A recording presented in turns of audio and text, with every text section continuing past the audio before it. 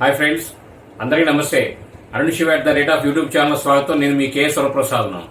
నేను మీకు ఈరోజు ఈ వీడియోలో మనం అందరం జనరల్గా టీ స్టాల్ అనేది చూస్తుంటాం, టీలు తాగుతుంటాం. ప్రతి వారం ఎక్కడో చోట ఆగి టీ తాగుతుంటాం. మనకు అంటే ఒక అలవాటుగా తాగుతుంటాం. కానీ పశ్చిమ బెంగాల్లో ఫ్రీడమ్ ఫైటరు నరేష్ షోమ్ ఆయన పేరు.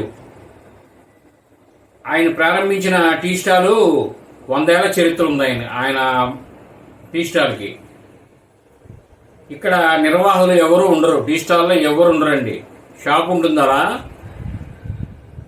టీ తాగాలనుకునే వ్యక్తులు స్వయంగా వెళ్ళి టీ పెట్టుకుని తాగి వారు వాడుకున్న వాటికి డబ్బులు అక్కడ వేసి వెళ్ళాలి.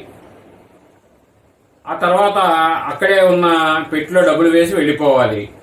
రోజు రాత్రి ఓనర్ అశోక్ చక్రవర్తి వచ్చి డబ్బులను తీసుకుంటారు. వాటితో మరుసటి రోజు కావాల్సిన పదార్థాలు తీసుకొచ్చి అక్కడ పెట్టి వెళ్ళిపోతుంటారు. ఈయన తనదైన నైజంలో ఈ టీ స్టాల్ అనేది నడుపుతున్నారండి.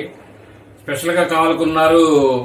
ఇప్పుడు మనం ఎక్కడికో వెళ్తుంటాం, సడన్గా అక్కడికి వెళ్ళినప్పుడు మనం రుచిగా టీ పెట్టుకోవాలనుకున్నప్పుడు పాలు, పంచదార, టీ పొడి అన్నీ అక్కడ ఉంటాయన్నమాట. నీరు అయినా వాడుకు టీ పెట్టుకొని ఆయన టీకి ఎంత తరలించారో అక్కడ డబ్బులు అనేది చెల్లించి రావాలన్నమాట. ఇది ఒక వినూత్నమైన ఐడియా అండి.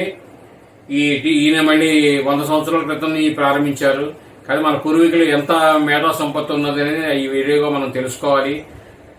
ఈ వీడియో చూస్తున్న అందరికీ ధన్యవాదాలు. మేము మరిన్ని వీడియోలు చేయడం కోసం లైక్ చేయండి, షేర్ చేయండి, తప్పకుండా సబ్స్క్రైబ్ చేసుకోండి మీరంతా. Thank you.